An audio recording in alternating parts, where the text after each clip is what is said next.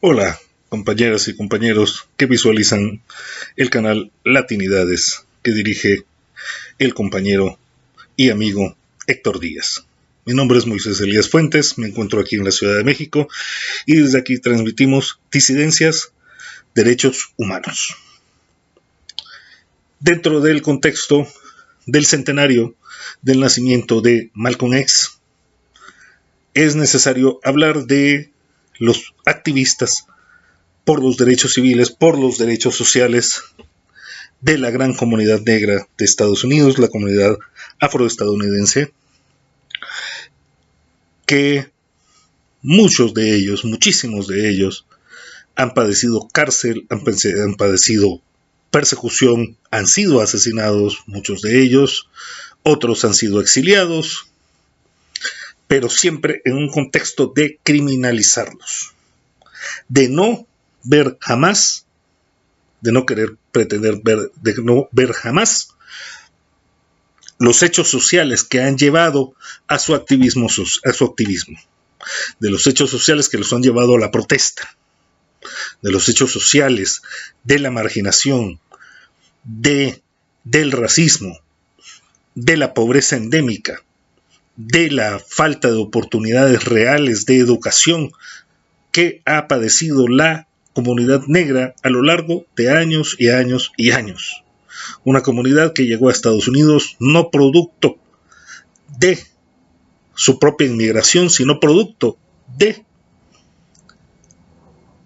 la esclavitud. Es decir, gente que masivamente fue secuestrada de sus lugares de orígenes en el África para ser vendida como esclavos, como esclavas en Estados Unidos. Mucha de esa gente fue la que construyó al verdadero Estados Unidos.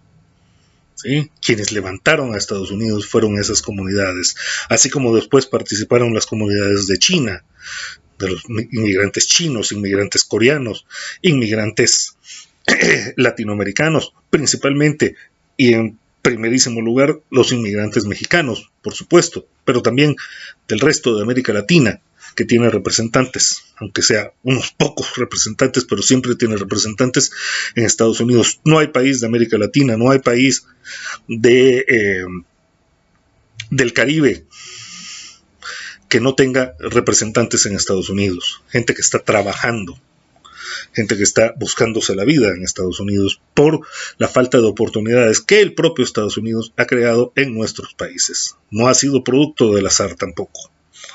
No ha sido producto jamás de que nuestros países de manera por naturaleza no puedan darle mejores condiciones a sus habitantes, a sus ciudadanas y ciudadanos. En ese contexto, hablando de esta cuestión, vuelvo a los Estados Unidos, a la comunidad afroestadounidense.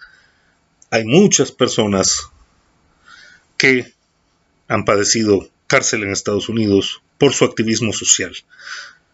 Una de ellas, el hombre que se le considera el luchador, el activista social, que es el preso político con más años, que lleva más años encerrado en Estados Unidos, es Mumia Abu Jamal. Mumia Abu Jamal, así llamado porque se integró después al movimiento musulmán. Él perteneció de muy joven a las Panteras Negras. Fue periodista en su ciudad natal, en Filadelfia, donde él nació en 1951. Miento. Él nace el 24 de abril de 1954. Él está por cumplir 71 años. Y ahí en su ciudad natal, en Filadelfia, él se integra al periodismo, y a un periodismo obviamente activo, un periodismo profundamente de lucha social, un periodismo de denuncia, un periodismo de investigación sobre temas muy espinosos. Y fue acusado en 1982, fue acusado del asesinato de un policía. 1981, perdón, fue acusado del asesinato de un policía, un asesinato, un crimen que nunca quedó muy bien esclarecido en qué circunstancias o cuáles fueron las circunstancias exactas en que ocurrió, ¿sí? Lo único que sabe es que sí, fue asesinado ese policía, pero poco más se sabe sobre este hecho.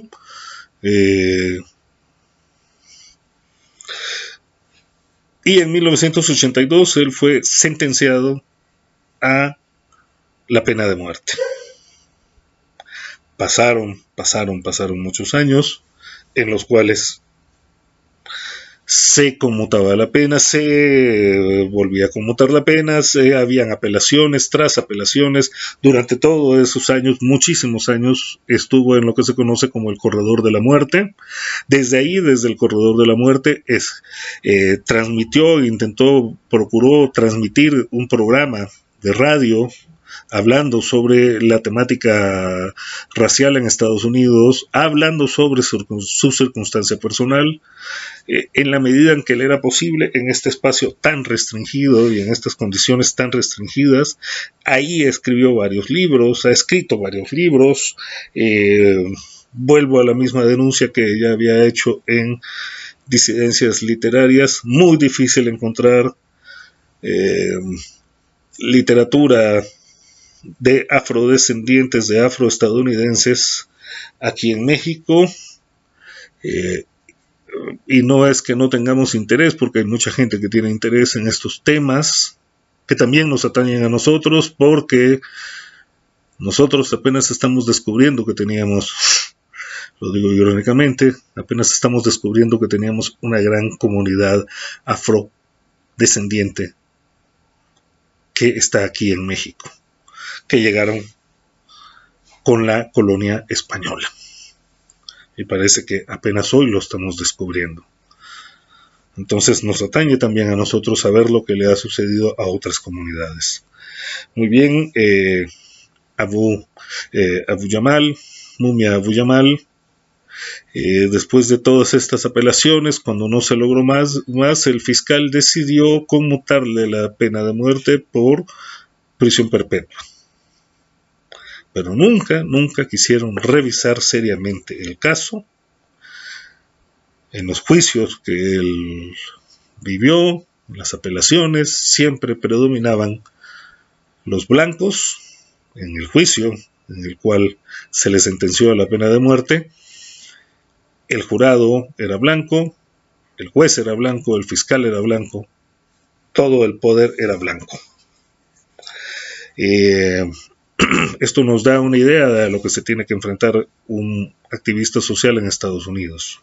En la tierra de la libertad, en la tierra donde se permiten todas las posibles formas de expresión, si una persona se atreve a cuestionar al sistema, esa persona va a recibir todo el poder del sistema que lo va a aplastar.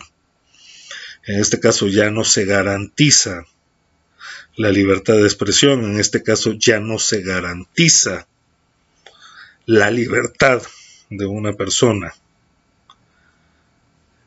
porque si se pone en cuestión al sistema, el sistema se enfurece, verdaderamente se enfurece, y su reacción es demoledora, su reacción es exterminar, aplastar completamente y dejar, como han hecho con Mumia Abu Jamal, dejarlo ahí preso para que sirva de ejemplo a los demás y para que sepan los demás a lo que tienen que enfrentarse, a lo que tienen que atenerse si se atreven a cuestionar al sistema. Bueno, como digo, a través de Mumia Abu Jamal podemos ver los ejemplos de muchas otras personas que también han padecido esta represión constante, esta represión brutal, ¿sí? que trae abajo el mito de un Estados Unidos integrado que siempre se nos ha querido vender y que sobre todo en estos últimos años se ha querido vender y vender todavía más, ¿no?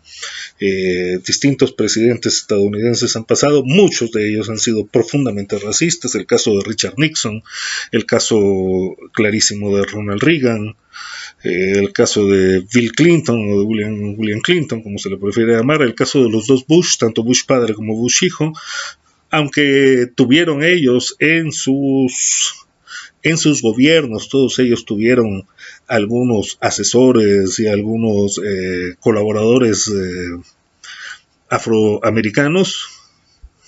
Esas excepciones a la regla más bien confirman la regla, porque se trató de gente que se había adaptado perfectamente al sistema tal como lo manejan los blancos, sin cuestionarse, sin preguntarse si no estaban más que colaborando con la gente que reprimía a la comunidad de la que ellos provenían.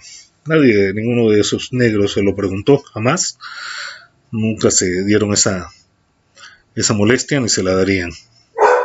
Igual, en este momento Donald Trump también tiene algunos colaboradores negros, tiene seguidores negros también.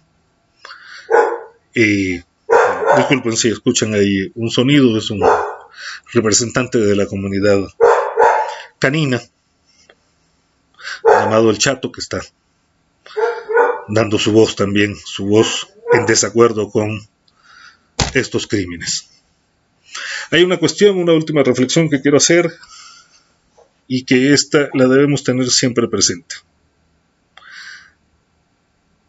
La justicia no deriva de las leyes, son las leyes las que tienen que derivar de la justicia.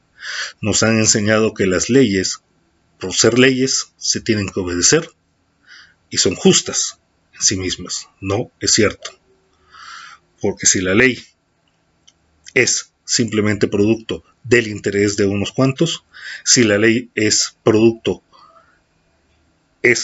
creada para marginar, para perseguir, para reprimir, esa ley es una ley completamente injusta. Podrá ser legal, podrá ser admitida por el Poder Judicial y por otros entes, pero sigue siendo injusta. Las leyes tienen que derivar de la justicia. De la búsqueda de la justicia es que se crean las leyes. La justicia nunca se va a derivar de las leyes. Eso lo debemos tener presente, porque es parte de la narrativa que nos han querido imponer a lo largo de mucho tiempo, y tristemente en más de una ocasión nos lo hemos creído, y no debemos creernos eso. La lucha de estos activistas, de estos grandes activistas sociales en Estados Unidos, ha sido una lucha permanente por que las leyes deriven de la justicia. Ha sido una lucha porque haya una justicia verdaderamente efectiva, y para que haya una justicia efectiva debe haber condiciones mínimas que garanticen una vida digna de las personas, una vida digna para las personas. Salud, empleo, educación, equidad e igualdad verdadera ante la ley, ante la justicia. Todos son cuestiones que la comunidad negra, la comunidad hispanoamericana no han tenido y no tienen en Estados Unidos, y por las que siguen luchando. Eso es lo que debemos comprender cuando vemos la permanente lucha de estas comunidades por sus derechos. Muchas gracias, compañeras y compañeros. Hasta pronto.